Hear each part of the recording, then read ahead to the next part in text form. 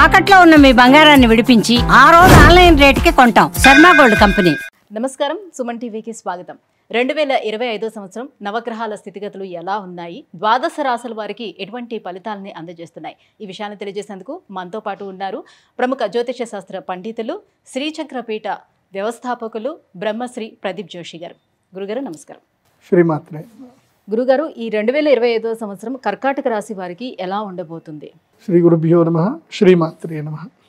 కర్కాటకం అంటే పీత, 4 కాళ్ళు అటు 4 కాళ్ళు ఇటు, ఎటు వెళ్ళిపోతుందో పాపం దానికి తెలియదు, భయపడుతూనే ఉంటుంది. అండ్ కోరి కష్టాలు తెచ్చుకునే వాళ్ళలో కర్కాటక రాశి వాళ్ళు ఫస్ట్ ఉంటారు. దాంట్లో పుష్యమి నక్షత్రం వీళ్ళు కోరి కష్టాలు తెచ్చుకుంటారు. మీరు అపరిచితుడి సినిమా చూసారా? దాంట్లో రూల్స్ రామానుజం ఎవరు తెలుసా? ఈ నక్షత్రం వాళ్ళు, పుష్యమి నక్షత్రం. వీళ్ళని రూల్స్ రామానుజం అని చెప్పొచ్చు. సో వీళ్ళు భయంకరంగా మంచివాళ్ళు అనమాట, చాలా మంచివాళ్ళు, భయంకరమైన మంచివాళ్ళు. అతి మంచితనంతో కష్టాలు తెచ్చుకుంటారు అనమాట. అట్లా మనం అనుకోవాలి. అట్లా అనకపోతే నన్ను తిడతారనమాట, మమ్మల్ని ఎందుకు అంటున్నావు అని అంటారు అనమాట. అందుకే సో కర్కాటక రాశి వాళ్ళకి ఏంటంటే ఈ సంవత్సరం ఒక మంచి యోగం ఉంది. యోగం ఏంటంటే ఖర్చులు ఎక్కువ అవుతాయి కాబట్టి శుభకార్యాలు చేయండి, పెళ్ళిళ్ళు చేసుకోండి. కర్కాటక రాశి వారు పెళ్ళిళ్ళు చేసుకోండి. ఎందుకోసమంటే మంచిదే. ఎట్లాగూ ద్వాదశ స్థానంలో మనకి గురువు వచ్చేసాడు, తర్వాత ఏంటి 9వ స్థానంలో అదృష్ట స్థానంలో శని వచ్చాడు. కాబట్టి ఈ మీ జీవితంలో అదృష్టాలు లేవు ఇంకా. అంటే ఒక 2.5 సంవత్సరాల వరకు మీ జీవితంలో ఇంకా ఏ అదృష్టాలు ఏం లేవు ఇంకా. సో అదృష్టం ఇవ్వాలి అని అంటే మీ భార్య వచ్చి ఇవ్వాలి. కాబట్టి మీ భార్య లేదా మీ భర్త ఇవ్వాలి. కాబట్టి పెళ్లి చేసేసుకోండి. ఈ 2.5 సంవత్సరాల్లో కింద మీద అనుకుంటారు, ఏదో చేస్తారు, తర్వాత అడ్జస్ట్మెంట్ అయిపోతే 2.5 సంవత్సరాల తర్వాత అదృష్టం వస్తుంది. కాబట్టి ఒక 2 ఏళ్ల వరకు ఏముంది, పెళ్లి చేసుకోండి. తిన్నామా, పడుకున్నామా, తెల్లారిందా, ఏదైనా టూర్లు పోయొచ్చామా, ఉన్న డబ్బులన్నీ ఖర్చు చేసామా, ఇంతే. సో ఆయుష్కరం. నేను కర్కాటక రాశి వారికి ఏం చెప్తాను అంటే లైఫ్ని ఎంజాయ్ చేయండి. ఇప్పుడంతా ఖర్చులు ఎక్కువ అవుతుంది, పెళ్ళిళ్ళు చేసుకోండి, పెళ్ళిళ్ళు చేయండి. తర్వాత వీలైతే తప్పకుండా హౌసింగ్ లోన్ తీసుకోండి, అప్పుల పాలు అవ్వండి. అవ్వాల్సిందే. మీరు అప్పుల పాలు అవ్వలేదంటే ఇంకో దగ్గర నుంచి డబ్బులు లాక్కుపోతారు. కాబట్టి హౌసింగ్ లోన్స్ తీసుకోండి. అంటే గురువు వ్యయస్థానంలో ఉండడం వల్ల ఇది జరుగుతుంది. గురువు ఏం కాదు, భాగ్యశని.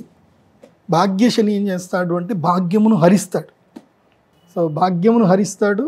అది కాకుండా ఏమిటంటే కనుక ఇప్పుడు వీళ్ళకి అష్టమ రాహు రాబోతున్నాడు. అష్టమ రాహు వస్తాడు. అష్టమ రాహు ఏం చేస్తాడు అంటే దెబ్బలు తాకిస్తాడు, సర్జరీస్ జరుగుతాయి, చాలా దారుణం జరుగుతాయి.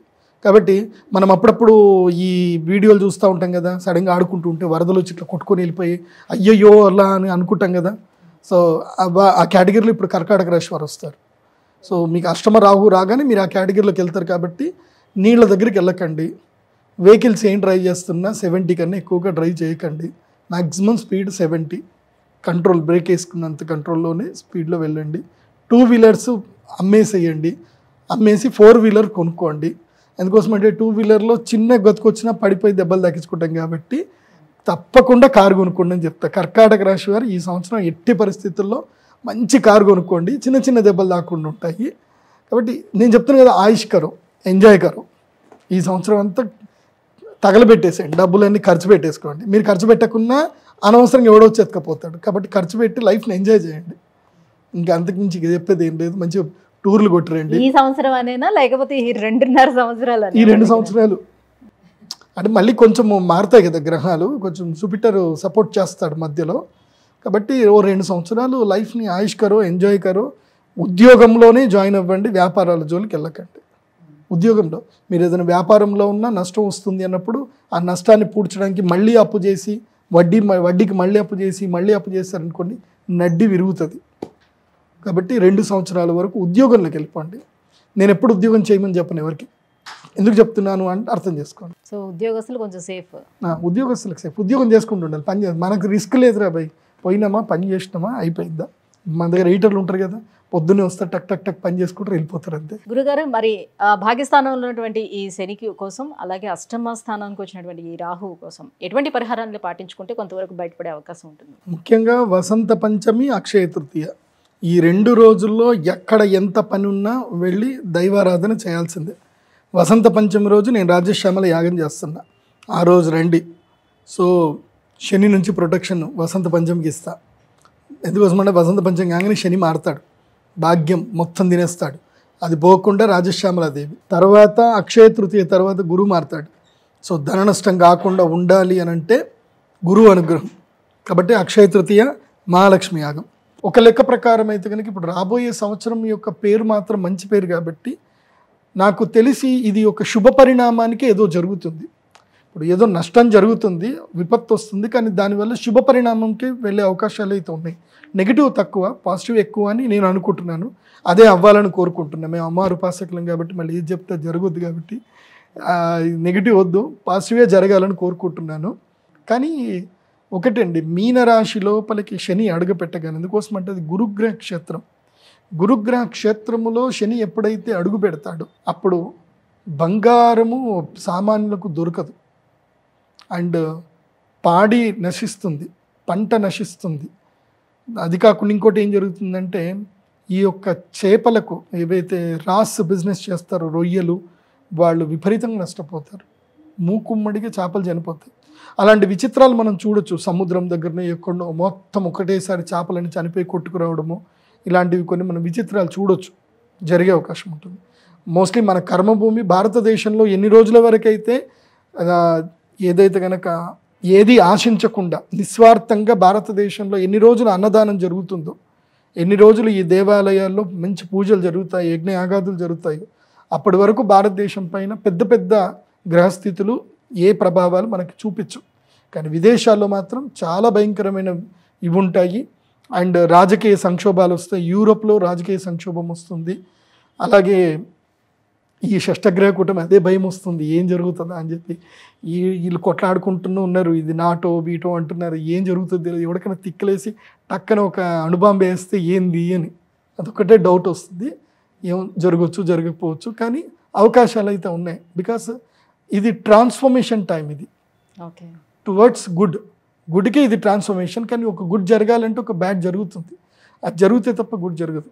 ఇప్పుడు ఉదాహరణకి జపాన్లో కనుక చూస్తే హిరోషిమా నాగసాకిలో ఆ అణుబాంబు కనుక పడి ఉండకపోతే జపాన్ ఇప్పటికీ గొప్ప కంట్రీ అయ్యేది కాదేమో. అది పడ్డాక వాళ్ళు ఇంకా తేరుకోవాలి, ఇంకా మనం సిస్టమేటిక్ అవ్వాలని వాళ్ళు ఒక టైం టేబుల్ ఫిక్స్ చేసుకున్నారు.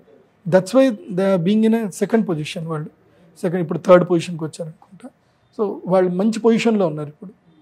అట్లా ఏదో ఒకటి జరుగుతుంది, జరిగి ప్రజల్లో ఇది రావాలి. ఇప్పుడు నితిన్ గడ్కరీ గారు చెప్పారు, ఈ మధ్యన నేను పార్లమెంట్లో ఉన్నాను, మేము రోడ్లు బాగా విస్తీర్ణం చేస్తున్నాము, 2024 వరకు డిసెంబర్ వరకు కంప్లీట్ చేస్తాము, అప్పుడు మరణాల సంఖ్య తగ్గుతుంది అని నేను ప్రామిస్ చేశాను. కానీ నేను నా ప్రామిస్ విత్డ్రాల్ చేసుకుంటున్నాను, నేను సభకి సారీ చెప్తున్నాను. ఎందుకోసమంటే ప్రజల్లో ఎప్పుడైతే కనుక ఇప్పటి వరకు ప్రజల్లో ఒక మెచ్యూరిటీ లెవెల్ వచ్చేంత వరకు మనము ప్రజల్లో మార్పు వచ్చేంత వరకు మనం ఈ మరణాలు అయితే ఆపలేము అని ఆయన కూడా విత్డ్రాల్ చేసుకున్నాడు. ఇప్పుడు రోడ్లు పెద్దగా అయ్యాయి, మరణాలు తగ్గుతాయి అనుకున్నాం, ఇంకా పెరిగాయి, ఆయన బాధపడేది అది. కాబట్టి పీపుల్ షుడ్ బిహేవ్ యాజ్ మెచ్యూర్గా బిహేవ్ చేయాలి. కానీ గ్రహస్థితులు అంతే ఉన్నాయి. ఈసారి మరణాలు కూడా చాలా ఎక్కువగా ఉన్నాయి. మరణాలు ఎంత ఉన్నాయంటే 10 మంది పుడితే 9 మంది చనిపోతారు, అబ్బా, మిగిలేదు ఒక్కడే. అది. సో ఈసారి మరణాలు ఎక్కువగా ఉన్నది. భారతదేశం మంచిగానే ఉంది, కానీ చైనా లాంటి దేశంలో వృద్ధుల సంఖ్య బాగా పెరిగిపోవడం వల్ల ఇంకా అక్కడ కొన్ని తీవ్రమైన అక్కడ రెసెషన్ రావడం మన భారతదేశానికి మాత్రం మేలు జరుగుతుంది. అక్కడ ప్రొడక్షన్ తగ్గుతుంది, భారతదేశంలో కొత్త ప్రొడక్షన్స్ వస్తాయి. ఈ సంవత్సరం అయితే భారతదేశంలో స్టార్టప్స్కి మాత్రం సూపర్ టైం ఇది. నేను ఆ యంగ్స్టర్స్కి అందరికీ 2020 చెప్పేది ఏంటంటే గో ఫర్ స్టార్టప్స్. ఉద్యోగాలు మానేయండి, స్టార్టప్స్కి వెళ్ళండి. ఎందుకోసం అంటే భారతదేశంలో లేబర్ కాస్ట్ పెరుగుతుంది, మ్యానుఫ్యాక్చరింగ్ కావాలి భారతదేశానికి. ఇప్పుడు ఎవరైతే మ్యానుఫ్యాక్చర్లో ఎంటర్ అవుతారో నెక్స్ట్ 5 years తర్వాత వాళ్ళు కింగులు అవుతారు. ఇప్పుడు ఎవరైతే మ్యానుఫ్యాక్చర్లో కానీ స్టార్టప్లోకి వెళ్ళారో 5 years తర్వాత వాళ్ళు కూడా మామూలు ఉద్యోగస్తుల కన్నా ఇంకా దారుణంగా వెళ్తారు. ఎందుకోసం అంటే ఇప్పుడు బిజినెస్ చేసేవాళ్ళకి this time to do the business. ఇప్పుడు బిజినెస్ చేసే టైం ఇది ఉద్యోగం చేసే టైం కదా. 2025 అందరికీ చెప్తున్నాను, బిజినెస్ చేసే టైం. అందులో ఏ రాశులు అనేది ఇప్పుడు చెప్తాను, జాగ్రత్త వినండి. గురుగారు ఈ 2025వ సంవత్సరంలో ఎవరికి అనుకూలంగా ఉంది, ఎవరికి ప్రతికూలంగా ఉంది, ఏ ధరలు పెరుగుతాయి తగ్గుతాయి, దేశ కాలమాన పరిస్థితుల గురించి వివరించినందుకు ధన్యవాదాలు గురుగారు. శ్రీమాత్రే నమః.